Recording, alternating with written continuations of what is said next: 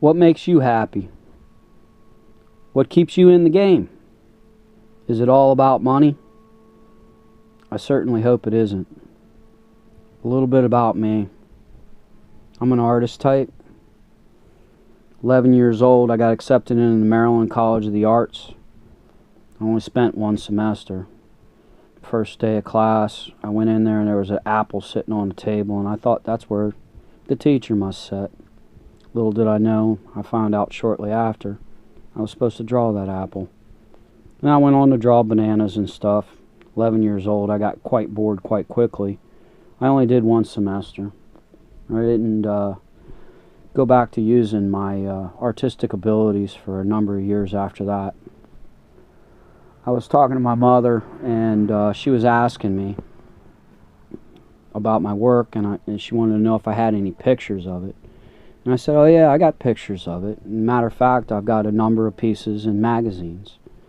This represents probably about, I don't know, 20% of the magazines that my work's actually in. I got a handful more of them around here, but she wants to see them. And for a good period of time, doing ornamental iron made me happy. It really did, you know. And I got to go into these great houses that I could never be able to afford. You know, millionaires, billionaires, and celebrities. You know, I've worked in famous athletes' homes, and I worked in a current president's home that, let me just tell you, his house is huge. But anyway, I always felt I was being exploited. I was making good money, and, you know, a lot of my family and friends, they all think I'm crazy. I quit a great paying job to be a junk dealer. But it didn't make me happy anymore. So this is what I want to do. Well, I went to the auction and I got a handful of things. I got some BDUs back there, some military items.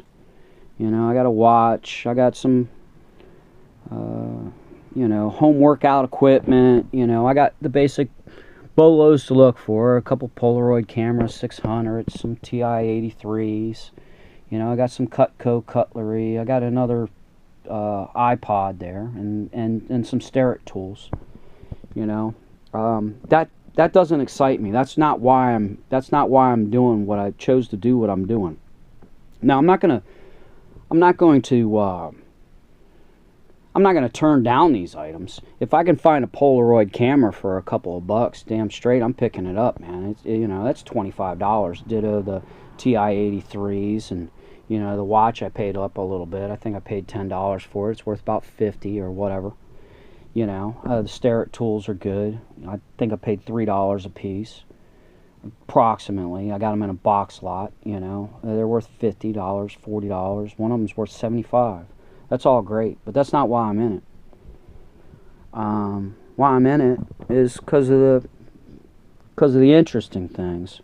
Now, it's kind of funny because I picked up a book on postcards like a week or so ago, and then I find some in a lot. I paid $2. Actually, I paid $4 for the lot, but the guy wanted the Sports Illustrated magazine, so I asked him, you know, how much you want to... I said, give me $2. We'll split the pot. You know, you can have the Sports Illustrated magazines. I took all the postcards. Some of these are really cool. They're all, you know, hand-colored. Some of them are 100 years old or better, which is, you know, excites me. You know, there's a book here. You know, it's pretty cool. And I'll enjoy it. It's not work. It's not work looking through these things. You know, so... Then I on the way to the auction, I ran into, they called it an estate sale, but it was more like a garage sale, but whatever, you know. And I was talking to the woman, and evidently, she was older than me. She was in her mid-50s, and her grandmother had passed away. And I was like, I think I've heard this story before, but anyways, I started looking around, and some of the items were off the charts in money. But some, you know, there was some deals. I picked up what I thought was good. I've got these beads. They're loose beads. But what tipped me off was these earrings. I think it's semi-metal or something. It's sterling over 14 karat old gold over sterling or something. I paid $1 for this whole lot right here, you know, and I was excited to find that. And then I got this bag for $3. You know, it's a beaded bracelet, the bangle, and then a matching necklace and some matching earrings. The earrings are gold filled, ditto the ones that match these beads. She called these cherry amber. She only asked $1. I don't know. I think she meant cherry amber bakelite. I don't know if this is a positive or not. Oh, geez, I can't get it to focus in here. Let me see. I can't get it to focus in. But it sounds right. I don't know. I'm going to research that a little bit better. And then the scarves were $1 a piece.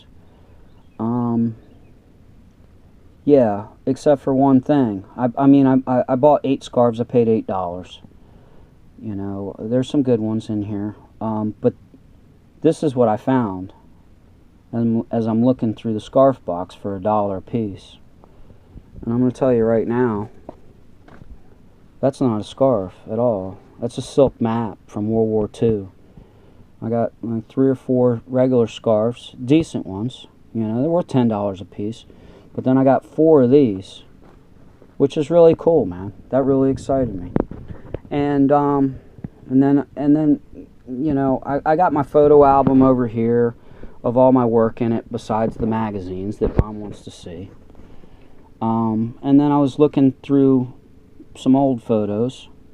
There's a hoarder buyout that I got, you know. There's $500 worth of Star Wars figures, you know, and there's another $700 or $800 worth of basic Legos. And check this thing out, man. I got this a couple years ago. It's about 100-year-old, 125-year-old surgical kit, field kit. You know, that excited me. I got this in a locker. My father and I split it. It was it's all World War II.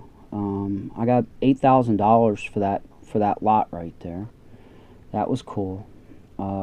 A speaker, AR1, acoustic research. You know, I got $1,400 and change for that. That was a nice find. I paid $100 for it. That kind of sucked. This guy bought it from another girl for $10, and then he sold it to me for $100. But I still did okay. There's a piece of costume jewelry that's worth more than its weight in gold. You know, and then there's other little things. Vanilla Ice was at the flea market. He was walking around. That was kind of cool. You know, Automobile Club 1921. That was worth a little bit. Anyways, there's my old photo album. There's the old magazines of what used to excite me. And now I found something that I'm going to start making another photo album. And hopefully, looking at the second photo album of the things that I find won't be such bittersweet. I hope you enjoyed the video. Thank you for watching.